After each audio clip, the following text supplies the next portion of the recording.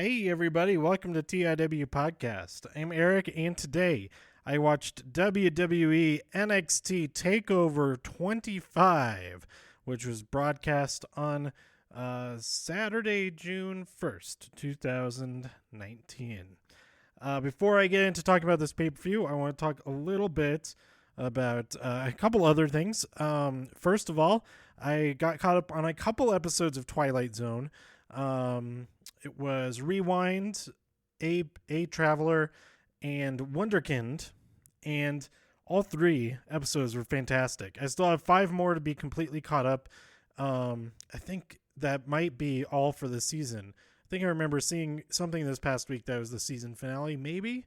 Or maybe they were saying the season finale is coming up. But it would make sense for the season to be either 10 episodes or 12 episodes. I'm not sure of which. But anyway, these 3 episodes I absolutely recommend. They are, really interesting and great twists on sci-fi tropes and bringing them, giving them new, social and political meaning to be very, very, very relevant to today. So yeah, go check those out. They're awesome, and I'm looking forward to watch the other 5 that I have left to do. The first 2 episodes are really good too. I think I've talked about them before, 10 weeks ago when those first came out. But go check those out. Also, this weekend was Denver Pop Culture Con. I had a weekend pass, and I actually had a pass, or I had a ticket to go see WWE Rio Rancho down in New Mexico. It's I don't know if it's a suburb of Albuquerque, but it's near-ish Albuquerque. And I did not go to that because I also had a weekend pass to Denver Pop Culture Con, which took place on Friday, Saturday, and Sunday. I only went on Friday and Sunday because from what I understood, it was going to be super packed on Saturday. And I didn't really want to deal with that. I didn't want to deal with parking or getting the train down there because there is a direct train from right across the street from here to the Convention Center and Performing Arts Center downtown. But it only runs Monday through Friday. So getting there is kind of a pain. Also, getting back home was kind of a pain because that train also stops at 5 p.m., something like that. So at 8 p.m., when I got done doing stuff down there, I had to take 2 trains. I had to deal with the whole transfer situation, which isn't that big of a deal, but it adds another 10, 15 minutes to the trip. But Sunday I just drove down there and actually parked. It was only $7, so that was a pretty good deal there, other than having to deal with some weird traffic. For a Sunday, there was some bizarre traffic going on my way up there and back down. But the convention was really cool. I hopefully can get in there with get an artist table next year or the year after that, or eventually. But it was really cool to say hello to some people that I already know and get to know a couple of new people. Some of those people are go to my Instagram at jkire, Jkire. I posted and tagged a bunch of the people who I bought stuff from. Some of them are there's a guy Levi who does these really cool watercolor chaos, he calls it, paintings. And I bought a bunch of those prints of that, a whole set of Ninja Turtles and one of Eevee. They're really, really cool. Who's become another guy who's becoming an old friend. I've known him over a year now. I met him last year at Inc. His name is G, and he is big into the local wrestling scene here in Colorado. And it's always fun talking to him about all kinds of stuff, hearing his stories of local shows and all of that. and talking about some of the stuff that's going on in WWE, New Japan, AEW, all that stuff. It's always great to talk to him, and I got him to draw a couple of portraits of Jesse Alabon from NXT, and those turned out super awesome. I posted those on Instagram as well, tagged him. Go follow him and go follow Jesse. Jesse's awesome. Who else was there? AJ, another big wrestling fan. I forget his last name off the top of my head, but I got a set of Io, Kyrie, and Asuka prints from him. I also got one an Io print from G, because I already had his Kyrie and Asuka prints from that I got last year. So I have a complete set from him. I have a complete set from AJ, and that's pretty awesome. It's cool to have all of those.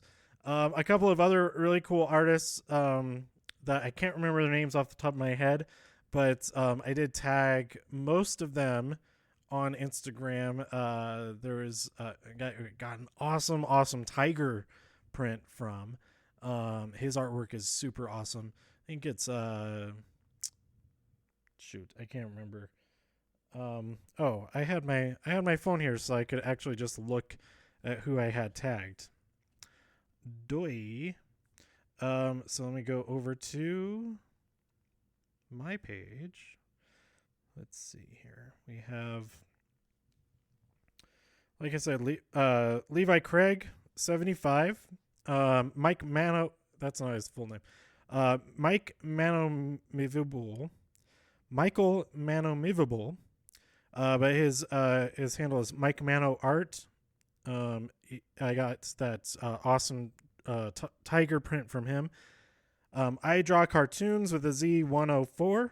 He's a local tattoo artist, and he had some awesome prints. I got one of Bulma with her back exposed to reveal a huge full back tattoo of the Eternal Dragon Shenron and the Dragon Balls. So that print was super awesome, but it was a little bit awkward carrying around. But it totally worth it. I have it hung up behind my TV next to some cool Batman and Logan stuff.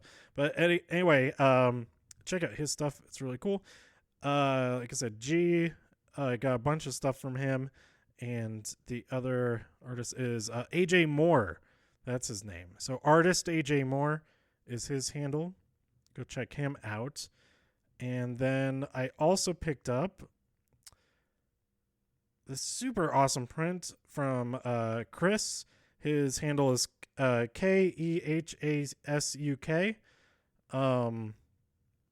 That's like the beginning of his last name. I can't remember what his full last name is, since it's not on his page, at least not in the first couple of posts. But anyway, this print was super awesome. It has like all the Dragon Ball characters, and in ways it has some similarities to my sleeve going on my right arm, with like the Kame House at the bottom. You have Beerus and his planet way up at the top. You also have King Kai's planet over on the side. A whole bunch of other stuff that's not on my tattoos on my arm, and I also don't have any human characters on there. But anyway, his artwork is super awesome. He has a bunch of other ones like Pokemon. I think he had one. Maybe he had one that was One Piece, but all in a similar style that. Yeah, it's really cool. I like it a lot. I think that's about it. It was funny talking to AJ. I was like, I feel like I've seen your artwork at a convention that I've been to recently. And I asked him, were you at Permian Basin Comic Con? Because he's from Texas. He's like, oh yeah. Were you there a couple of years ago? I was like, no, I was there this year. It's so weird. I sworn I saw your artwork somewhere. Were you at I asked him if he was at Comic-Con Revolution in California. He's like, I wasn't there. And then finally, after talking to him a little bit about Double or Nothing and stuff, it was like, oh wait, or I asked him which conventions he was at coming up, and he said he's going to be at Starcast in Chicago. And I said, oh, that's awesome. Oh wait, hold on, were you at Starcast last weekend? I was like, yes, I was. That's where I saw your artwork already. That is awesome. So that's maybe kind of an excuse to go out to one of many reasons to go out to Starcast again. I don't think I would get the whole platinum package type deal thing. I would maybe do like a 1-day pass and then then buy the Fight TV deal to watch all of the panels online. Because it's kind of exhausting to go all day, every day for like 3 days and whatnot. And, just be sitting in. I would almost kind of rather just hang out and like lay in a hotel bed or whatever and watch some of the panels from throughout the day or whatever. I don't know. Or watch them on my way out there and then on my way back, that kind of thing.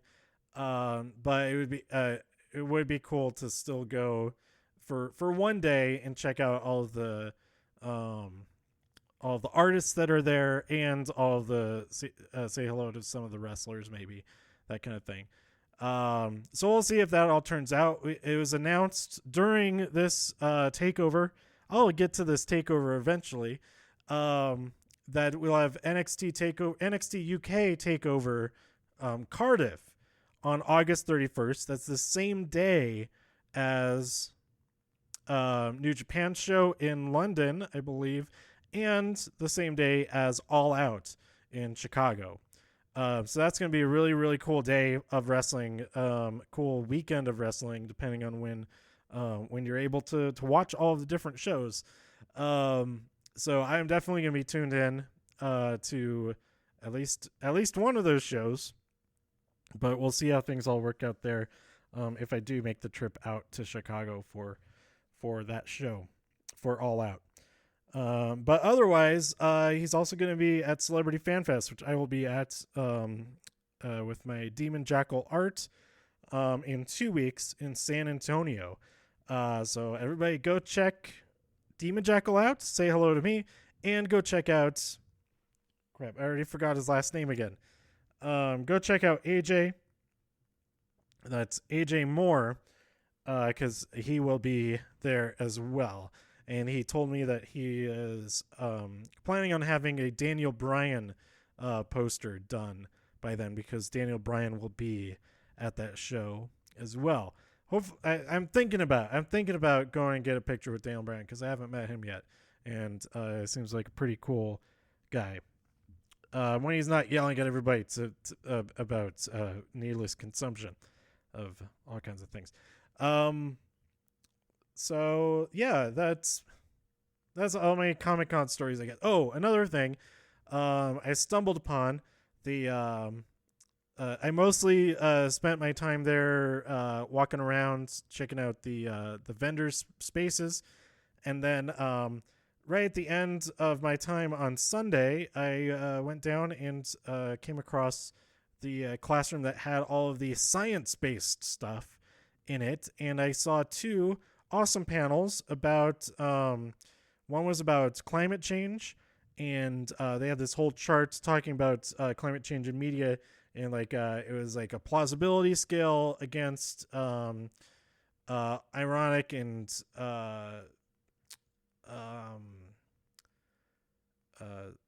what's the opposite of that? I could have looked at the picture. I just had my phone up. But anyway, they had what they had prepared for the presentation. Those were on that chart. And then the last like 20 minutes, they took questions and added other movies and TV shows that people are talking about with climate change in them, and put them on the chart as well. And I asked them about Snowpiercer and got it on the chart. And they also linked it to Waterworld, saying that it could possibly be a sequel or a prequel to Waterworld, because they said that Waterworld is only really plausible if first the Earth, there's a snowball Earth event that grounded down all of the landmass so that worldwide flooding could cover all of the landmass after that. So, yeah, that was pretty cool. It was a happy moment. I'm always happy when I get a chance to talk about Snowpiercer, even if it's just for a second or two. So go watch Snowpiercer. Okay, now that's it. No, what's the other thing? The other panel was the science of the Expanse, and it just reminded me I have to watch the Expanse. I've still only watched the first season, and now all 3 seasons are on Amazon Prime, and they are now downloaded on my phone, primed and ready to watch on my drive out and back from Utah next weekend, where I'll be at Ogden Uncon. Check out the Demon Jackal artist table. It's I think they put out the chart for it. I haven't written down. I forgot to put that on the website of which table you can find me at. But it seems like a fairly small space, especially compared to Denver Pop Culture Con, that it shouldn't be very difficult to find my table there. So go check it out. And I was talking about The Expanse. I can watch season 2 and 3 of The Expanse while I'm driving out and driving back from there. I think that works out pretty well, actually. It might be exactly the length of the drive each direction. It's about like 9 hours each way. And a lot of that way is through Wyoming, where there is no service. So it'll be nice to have stuff that's downloaded that I can have playing while I'm getting going. All right, now let's finally talk about NXT TakeOver 25. Man, this event was great. I enjoyed every match. There was some iffy parts of one of the matches in particular, but overall I still enjoyed it. And that match was made up for the aftermath of the match. So I don't really mind very much. So we open up. I liked it that what's his name? The guy, the new guy on the panel, McAfee. He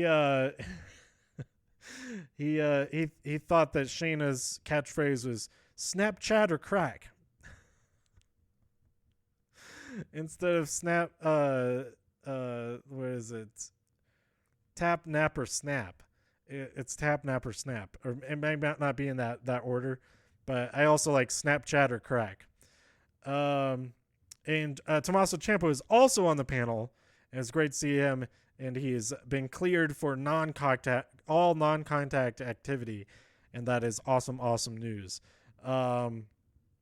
So we open up the night with Matt Riddle versus Roderick Strong. This was an excellent match.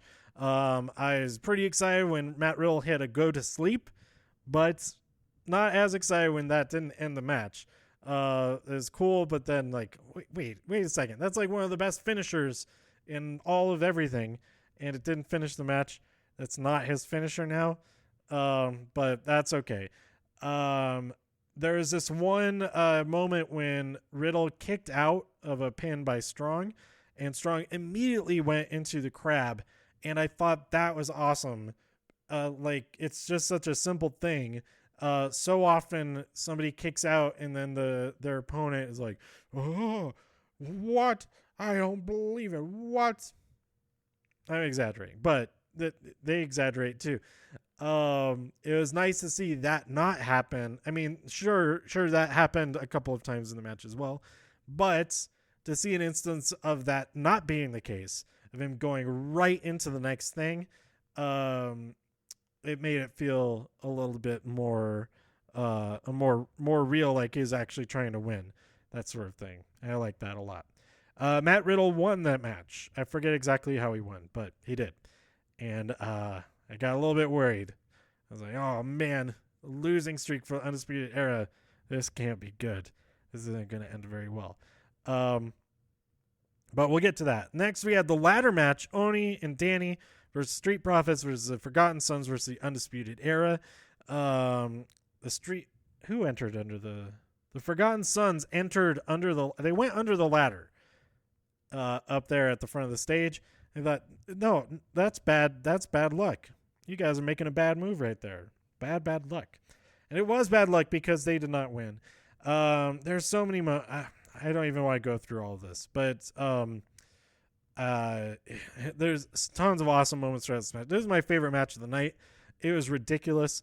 There's a double suplex to the two guys who were holding the ladder, and it sent the ladder flying. It almost killed Kyle O'Reilly with that ladder, but luckily I missed him. But there were many other opportunities for Kyle O'Reilly to die, and he almost did. I'm surprised that he didn't, actually.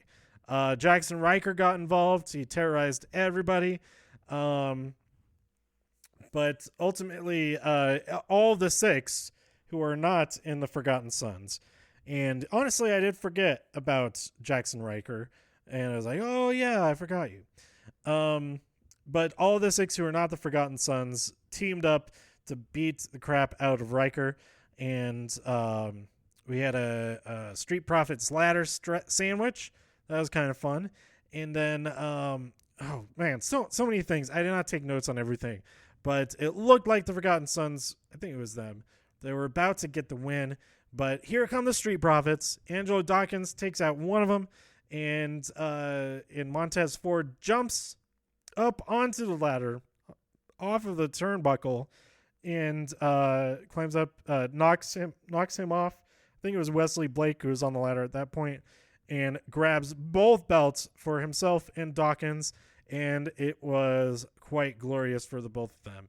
So congratulations to Street Profits. It was an awesome win, and I am excited to see them as champions, even though I was rooting for Oni and Danny the most, and then Undisputed Era the second most. And but I still was happy with Street Profits because they're awesome too. All 3 of those teams are awesome. And Forgotten Sons, they kind of won me over a little bit in this match, but still kind of like, get these guys out here. But anyway, it was that match was awesome. Then we had Tyler Breeze versus Velveteen Dream for the North American Championship. Velveteen Dream won. There were a bunch of selfies throughout this whole ordeal, and I thought that was a nice, fun element to it. I really liked Velveteen Dream's ring gear. I believe he was looking like Prince. That's pretty cool. A little bit worrisome that Tyler Breeze was bleeding from his ear at one point. But I haven't seen any reports of anything, it being serious or anything like that. But speaking of injuries and stuff, I don't. Is Kyle okay? I'm not sure. Bobby Fish, his arm is in a sling later on. That's concerning. I hope that it's not like a fracture or something like that. Maybe it's just like a sprain or something, or like a dislocation. A non-serious, the kind of thing that won't require surgery and that kind of thing, hopefully. But, man, Breeze and Dream, they end up taking a selfie with each other afterwards, and Dream, it does his whole arms thrown up in the air spinny thing. It was a good moment. It's a good moment. It was a real moment. Blah. I'm recording this at almost 2 a.m. Sorry. Next up, we had Shayna Baszler versus Io. Shayna won with the usual submission magician tricks, but so the match itself I wasn't too fond of, but afterwards Io just snaps, and this is after Candice came out and killed the horsewoman with the kendo stick, just like shredded that thing. But Io just snaps and beats the crap out of Shayna. She moonsaults onto her while holding a chair. There wasn't a chair on Shayna that Io moonsaulted onto. Io became one with the chair to perform a moonsault. And that was super badass. That was so awesome. So we end that segment with Shayna just totally wiped out, dead by Io. That brings us to the main event. This match is fantastic as well. I did enjoy the ladder match a little bit more, but oh man, Oh man, this is even better. I like this match more than the 2 out of 3 falls match that I was there for in person, which was a great match. This match I enjoyed even more. Adam Cole versus Johnny Gargano for the NXT Championship. Adam Cole came out with Josiah Williams rapping along to his music. That was really cool. There's some new stuff going on. There's some stealing of each other's moves. That was really cool. I didn't take any notes during this match. Just that there's that one moment where a dive was countered into a kick and then a Panama Sunrise, which is a variation of the I don't know if it's even a variation, the Canadian Destroyer. That move, yeah, it looks cool, but it looks like the person who's getting hit with it is getting the upper hand on the person who's hitting them with it. It doesn't seem like a move that's hurting the opponent. It seems like it's hurting the person that's supposed to be inflicting the. You know what I mean? So I'm not really fond of that move, even though it does look really cool, because it just doesn't make sense to me. I'm always confused every time it happens. I think that some type of reversal has happened, but then the person who reversed it is the one that is hurt. So yeah. But that's okay, because it wasn't that actual finisher. We had to get it again later on, but it was setting up for the I don't even whatever the name of the kick to the back of the head. It's the Shining Wizard to the back of the head, but it's not the Shining Wizard. It's the something else. But Adam Cole wins. Adam Cole, baby, is the champion, and I'm pretty excited for that. Even though the rest of the Undisputed Era were unsuccessful in their bouts, we still have Adam Cole on the top of the mountain, and that's like the seed to start the snowball of of Bobby Fish and Kyle O'Reilly. Hopefully, if they're both not injured, to go after the Street Profits, and Roderick Strong to go after Velveteen Dream. So I'm excited for that. I hope that we end up with all four of them. I say this every single time any one of them has a championship match, not even if any of them are champions. I've said I want all of them to have all the championships. So maybe, just maybe, that'll happen at NXT Toronto TakeOver Toronto. You know what I mean. So yeah, I think that's it. It was really cool. It was a nice interview with Triple H after the show. There were some technical difficulties, and they just kind of kept as last time I looked, because I ended up tuning out and then watching it later, because there were technical difficulties where it was just like that screen for like 20 minutes or something like that. Last time I looked, it was the actual stream of what happened. So there's still like that 20 minutes of technical difficulties and all that in there. So just skip ahead. Just keep skipping ahead until you get to seeing their faces again, and you'll be good to go. But it is cool hearing what he has to say about all of the matches that happened tonight and what could be coming down the mountain when she comes. And talking about TakeOver Cardiff. And he's like, despite what people may say, we had this planned for that date for months now, well before like WrestleMania and that kind of thing. Because some might consider it as being shots fired. They booked it for the same day as AEW, that they're going head to head with them, and it's not directly head to head with them because it doesn't take place at the same time. But it is head to head, and that it's impossible to attend both of those events for the very dedicated fans. And I actually did kind of thought about it, and if things turn around in the next couple of weeks, that it could be possible to go out there. It would be really, really cool. I have never been to the United Kingdom in a tourist capacity.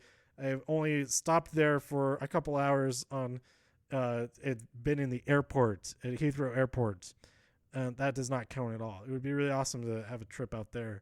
But it's go to Chicago. I've been to Chicago. Go there. if it's even possible to go over there. It's a nice Labor Day weekend trip that would be pretty fun to do. But anyway, that interview is really cool to check out as well. So I think that's pretty much it.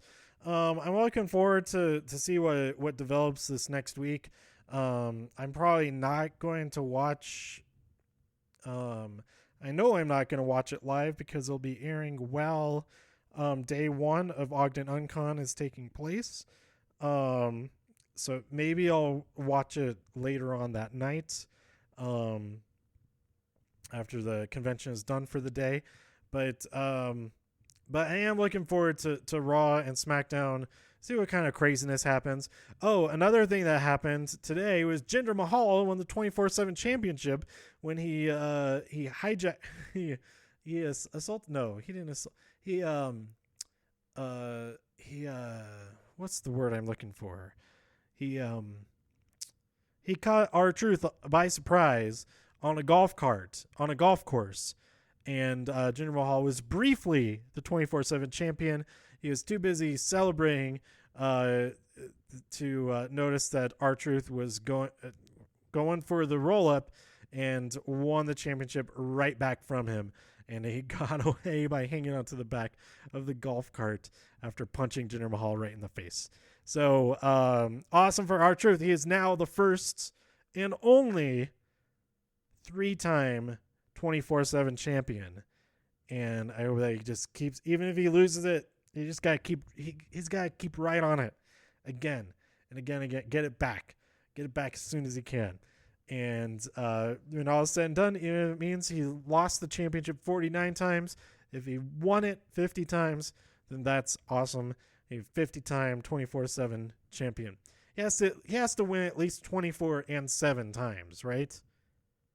Bare minimum 33 times, 31 times. I can't do math sometimes. So yeah, that was a really fun video that came out today on Sunday. So there's got to be more of that stuff going on with the actual ref being there and things like that, because we've gotten a lot of it with like Drake Maverick on the hunt for him. Actually, there was some stuff with the ref. Matt Hardy had a ref with him. They're trying to stake out where he was going to be and keep an eye out for him. But anyway, go check out all of that. I was a little bit annoyed with the discussion about it, that people were like, "Oh, this is what it should be." This is what it has been since it started. You're just not like paying it. You're just like, they should use social media to talk. They have been. Like, yeah, they have been. They have been. There have been video from all kinds of people about the 24/7 championship, pursuing it, evading people who are pursuing it. All that stuff, it has been happening. Just because a title change hasn't happened yet until today on social media doesn't mean they haven't been using social media. Like, just go pay attention to it. It's the same kind of thing when people are like, "Oh, Raw is so awful. I haven't watched it in like 2 years." Not to say it hasn't been bad for a lot of the time in the last couple of weeks or whatever, but how do you know that it's so bad if you haven't even watched it in 2 years? Like, for any show, like, "Oh, this show is so bad, well, I stopped watching it 5 years ago." Well, give it a chance. Give it a try. See what it's actually like now. And so you can actually say, "Oh yeah, I was right. I still don't like it." Then that's a fair thing to say.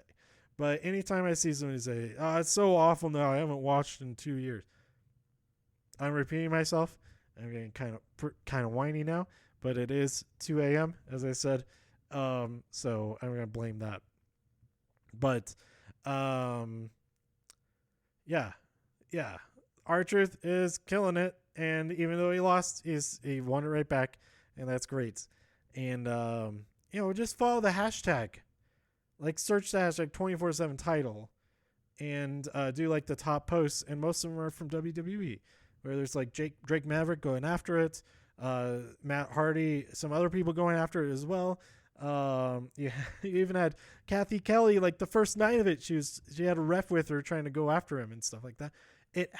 They have been using social media for it. If you don't think they have been, then you're just not paying attention to it. And then it's like I, I don't know. It's like the opposite of preaching to the choir. Maybe. Oh, this is what it should be. Yeah, that's what they are doing. You're like, what are you demanding? They're doing is that. Anyway, okay, that's it. Let me know what you thought about all this stuff by tweeting me at TIW Podcast. Go to TIWpodcast.com for more reviews. If you enjoyed this episode, anything else, please share some links with friends. Subscribe on iTunes, Spotify, Twitter, blah, blah, blah, blah, blah. And I'll be here next time for whatever's next. Probably Raw. Maybe some movies. I kept putting off seeing Godzilla. I meant to see it on Thursday night and the canceled ticket. Meant to see it last night, Saturday night, canceled ticket. Hopefully, I'll maybe see it in the next couple of days. I'm not going to say exactly when, or else I'll plan on it and then cancel going to see it again. So hopefully I don't do that. But I really want to see that, see Godzilla. I also really want to see Brightburn. I canceled seeing that as well. I meant to see that. And I heard that Aladdin is really, really good. So stay tuned for all of that and for some thoughts on some other TV shows and movies I'm watching here at home while I do other stuff. I'm like halfway through part 3 of season 3 of Dragon Ball Z Kai. Rewatching all of that again. And it's like been so long since I've watched a lot of Dragon Ball that there's some stuff that I like completely forgot about. And it's nice to get like refreshed on that, especially in the more condensed version. And maybe after this, then I'll watch. Well, then I gotta get to Dragon Ball Super. It's like I've admitted this before. I have not actually watched. I've only watched one episode of Dragon Ball Super, but I've watched the movies, and the movies are really, really good. And I've read the manga. Up to what's out in the published books so far, and that's really, really good. Yeah, but I gotta get through Dragon Ball Z Kai first. I feel like that's the proper way, not the exactly proper way to do it to watch the full regular Dragon Ball Z, but watching Kai I feel like is pretty good too, as far as just refreshing on the story, all caught up and all that.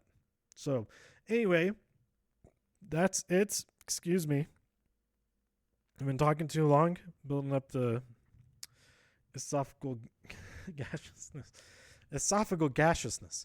I already did all the NHL stuff, so I'll see you next time, whenever that is. Thanks for listening. This has been TIW Podcast. Stay out there in all of the infinite multiverses. And I screw up the cadence of that over the. Okay, that's it. Bye.